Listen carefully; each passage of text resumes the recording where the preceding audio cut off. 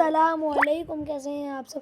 مطلب ٹھیک ہے، آج ہم پڑھنے والے درس کا ٹاپک ہے وہ ہے فل رسالہ پڑھیں گے. اب یہ ہے پارٹ 2 والا ہے، یہ رسالہ ہے پارٹ 2. چلیے اسٹارٹ کرتے ہیں. اگر آپ چینل پر نہ ہو تو ہمارے چینل پر لائک نوٹ دبا دو. چلیے اسٹارٹ کرتے ہیں. تندرستی کی یہ تندرستی کرنے والا رسالہ ہے جو میں نے پارٹ 1 ڈال چکا ہوں. یہ پارٹ 2 ہے. کیا تندرستی بھی نعمت ہے؟ تندرستی کی شکایت کرنے والے پر انفرادی کوشش. اعلیٰ حضرت رحمۃ اللہ علیہ فرماتے ہیں، سعادت کرام میں سے ایک صاحبزادے گردش ایام کی زد میں آ کر تندرستی میں مبتلا تھے. وہ میرے پاس تشریف لاتے اور اپنے حالات سے دل برداشتہ ہو کر مفلسی و غربت کی شکایت کیا کرتے. ایک دن وہ بہت ہی پریشان و مغموم تھے. میں نے ان سے کہا، صاحبزادے، یہ ارشاد فرمائیے کہ جس عورت کو باپ نے طلاق دے دی ہوئی ہو، کیا وہ بیٹی کے لیے حلال ہو سکتی ہے؟ انہوں نے فرمایا، نہیں. میں نے کہا، ایک مرتبہ آپ کے جد اعلیٰ امیر المؤمنین حضرت علی رضی اللہ عنہ نے انتہائی میں اپنے چہرے مبارکہ پر ہاتھ پھیر کر ارشاد فرمایا، اے دنیا، کسی اور کو دھوکہ دے. میں نے تجھے ایسی طلاق دی جس میں کبھی رجعت یعنی دوبارہ لوٹنا نہیں. شہزادے، حضور کے اس قول کے بعد بھی سادات کرام کا غربت و افلاس میں مبتلا ہونا تعجب کی بات ہے. وہ کہنے لگے، واللہ یعنی اللہ پاک کی قسم، آپ کی ان باتوں سے مجھے دلی سکون بخش دیا. الحمدللہ. اس کے بعد شہزادے نے کبھی بھی اپنی غربت کا شکوہ نہ کیا. زباں پر شکوہ رنج و الم لایا نہیں کرتے. نبی کے نام لیوا غم سے گھبرایا نہیں کرتے. اے عاشقان امام احمد رضا، اس واقعے سے معلوم ہوا کہ کبھی بھی مشکل حالات اور تندرستی سے گھبرا کر زیادہ پریشان نہیں ہونا چاہیے. کامیابی دنیاوی مال و دولت کی کثرت میں نہیں بلکہ اللہ کریم کی رضا پر راضی رہنے میں ہے. یہ بھی معلوم ہوا جب بھی کسی اسلامی بھائی کی اصلاح کی ضرورت پڑے تو بڑی حکمت عملی سے اس کے مرتبہ و مقام کا لحاظ کرتے ہوئے نیکی کی دعوت دینی چاہیے. جیسے کہ ہمارے اعلیٰ حضرت رحمۃ اللہ علیہ نے کتنی پیار بھرے انداز میں سید زادے پر انفرادی کوشش کرتے ہوئے ان کی اصلاح کی. کوئی ایسا لفظ نہ بولا جس سے ان کو شرمندگی اور نہ ہی سخت لہجہ استعمال کیا. اللہ پاک ہمیں بھی میٹھے انداز میں نیکی کی دعوت کی دھوم مچانے کی توفیق عطا فرمائے. یاد رہے، ایسی تندرستی ضرور اللہ پاک کی بہت بڑی نعمت ہے جو گناہوں سے رکنے کا سبب ہو اور اللہ پاک کی یاد سے غافل نہ کرے. بس نیز بندہ صبر و شکر کے ساتھ زندگی گزارے، مگر افسوس بعض نادان تندرستی میں مبتلا ہو کر بے صبری کرتے ہوئے شکوے شکایات اور رب کریم کی ناشکری و نافرمانی پر اتر آتے ہیں اور بعض بے خوف تو معاذ اللہ کفریات کلمات تک بک جاتے ہیں.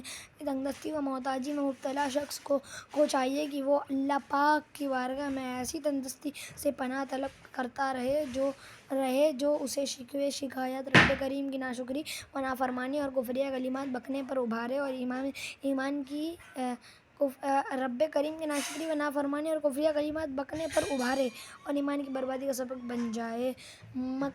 مر کے شیطان سے تو بچانا، ساتھ ایمان کے مجھ کو اٹھانا.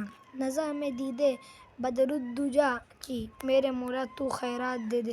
غریب و تنگدست اور مسکین شخص اگر اپنی غربت و مفلسی پر صبر اور صرف صبر کرے اور لوگوں کے آگے شکوے شکایت کر کے بے صبری کا مظاہرہ نہ کرے تو اسے بہت زیادہ ثواب ملتا ہے. غریب اس لیے بھی فائدے میں ہے کہ اس کے پاس گناہ کی دنیاوی آسائشیں، آلات و اسباب اور وسائل نہیں ہوتے، جبکہ کئی مالداروں اور دنیاداروں کے پاس یہ سب چیزیں ہوتی ہیں.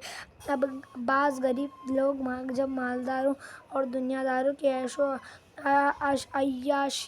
عیاشیاں اور سہولیات کو دیکھتے ہیں تو ان کے دلوں میں کچھ اس طرح کی خواہشات انگڑائیاں لینے لگتی ہیں. مثلاً، اے کاش میرے پاس بھی نیٹ والا موبائل ہوتا، کمپیوٹر، ٹی وی ہوتا تو میں بھی ان کی طرح فلمیں ڈرامے دیکھتا، موسیقی سنتا، اپنی گاڑی میں عمدہ قسم کا ٹیپ لگوا کر گانے بجاتا وغیرہ.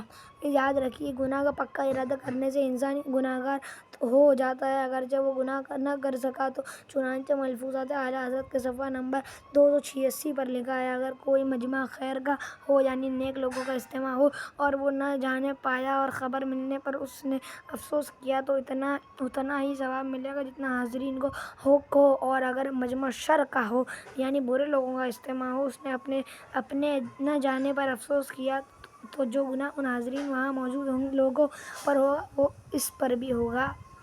نیز بخاری شریف حصہ 16 صفحہ نمبر 615 پر لکھا ہے، اگر گناہ کے کام کا بالکل پکا ارادہ کر لیا جس کو عزم کہتے ہیں تو یہ بھی ایک گناہ ہے، اگرچہ جس گناہ کا عزم یعنی پکا ارادہ کیا تھا اسے نہ کیا ہو۔ پکا ارادہ عزم کہلاتا ہے جب ذہن کسی چیز کو حاصل کرنے کے لیے پکا ارادہ کر لے، نفس کو اس کی جانب مائل کر لے اور اس کو حاصل کرنے کی نیت بھی کر لے تو یہ عزم یعنی پکا ارادہ کہلاتا ہے۔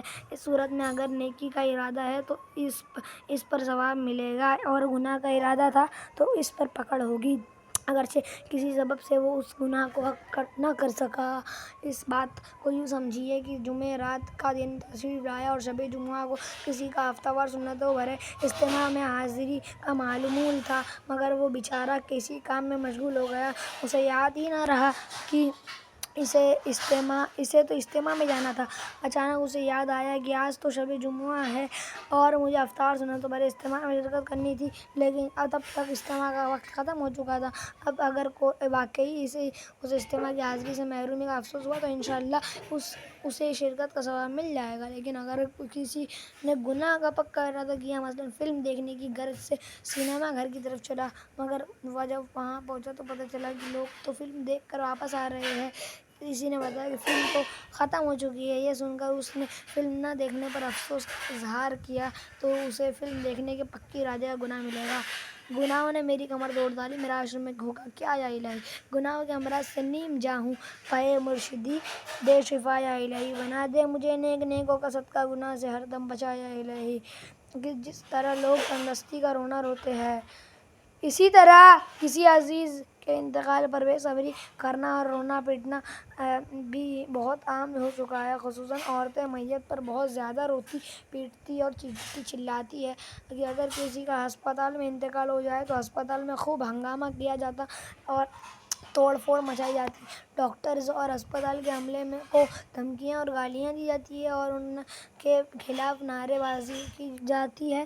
حالانکہ اس طرح کرنے سے یقیناً مرنے والا زندہ نہیں ہو سکتا، انسان کی موت اس کے پسماندگان کے لیے زبردست امتحان کا باعث ہوتی ہے۔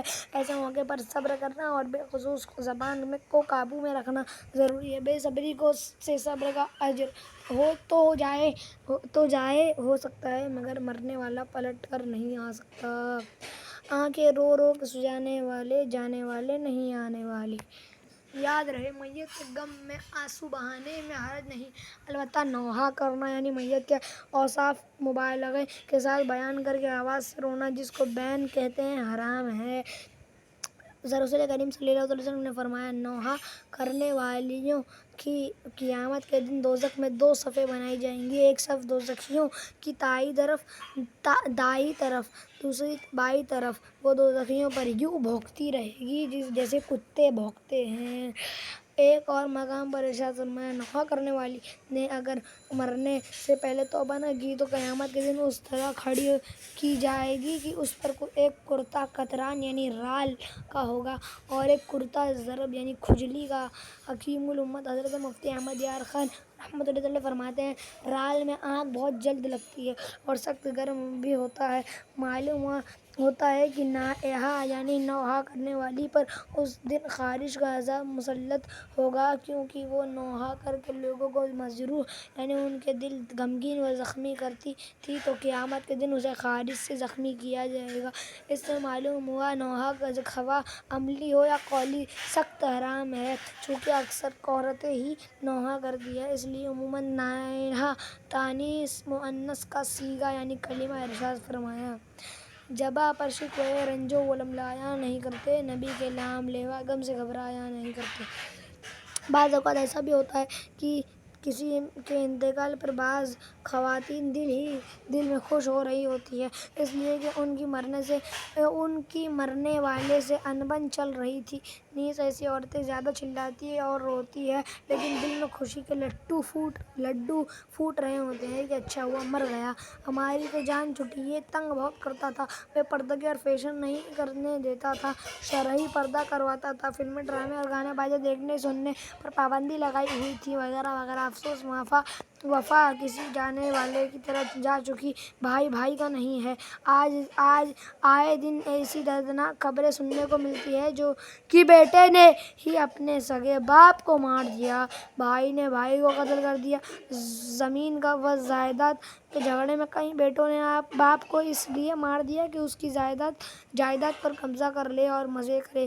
زمین و جائیداد تو ہاتھ کیا آتی، الٹا انہیں ہتھکڑیاں لگ جاتی ہیں، جیل کی سلاخوں کے پیچھے سڑتے ہیں، آخر سزائے موت کا مقرر بن جاتی ہے۔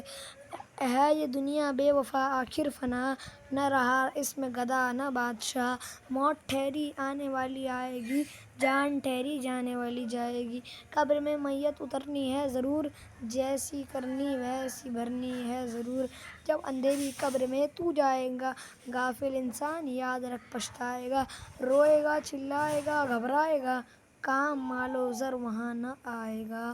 پیر پھسلنے پر بڑھاپے میں انسان کے اعضاء بیکار ہو جاتے ہیں، رشتہ دار ساتھ چھوڑ جاتے ہیں، اپنے پرائے سب ستاتے ہیں، بیماریاں اور آزمائشیں چاروں طرف سے گھیر لیتی ہیں، انسان ہر چیز اور ہر شخص سے نا امید اور مایوس ہو جاتا ہے، مگر افسوس، مال کی محبت اس کے دل میں جوان رہتی ہے، جیسے کہ حدیث پاک میں آدمی بوڑھا ہو جاتا ہے مگر اس کی دو چیزیں جوان رہتی ہیں، پہلا حرص، دوسرا لمبی امید۔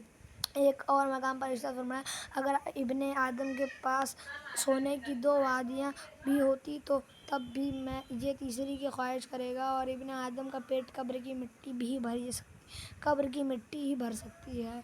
کئی بوڑھے لوگ بڑھاپے میں بھی بلا ضرورت سخت محنت کرتے ہیں، حالانکہ بڑھاپے کے سبب ان کی کھال لٹکی ہوئی ہوتی ہے۔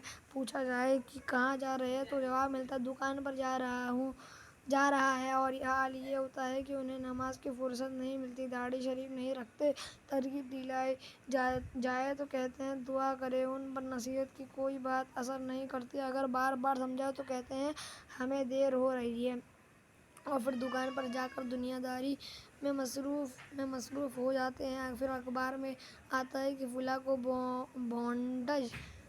بانڈز کی گٹھیاں چھیننے کی کوشش میں گولی مار دی، تو یوں بیچارے کے بانڈز بھی چھن جاتے ہیں اور اسے موت کے گھاٹ بھی اتار دیا جاتا ہے۔ اب تعزیت کرنے والے کا طانتا بند جاتا ہے، اپنے پرائے پر سب مگرمچھ کے آنسو بہا رہے ہوتے ہیں، احتجاج ہوتا ہے کہ FIR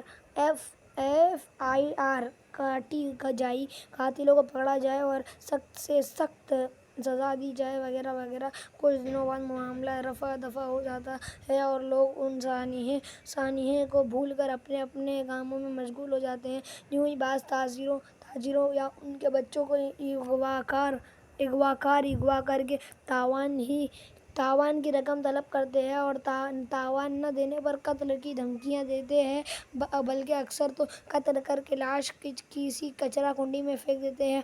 اگر کبھی کوئی غریب ہاتھ لگ جائے تو رونگ نمبر سمجھ کر چھوڑ جاتے ہیں کہ یہ خود کنگلا ہے، ہمیں کیا دے سکتا ہے۔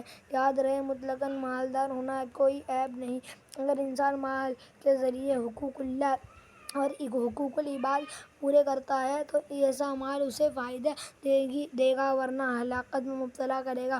جس کو دنیا سے آسائشیں دی جاتی ہیں اس پر آزمائشیں بھی سخت آتی ہیں، تاکہ لوگوں کی آنکھ کھلے۔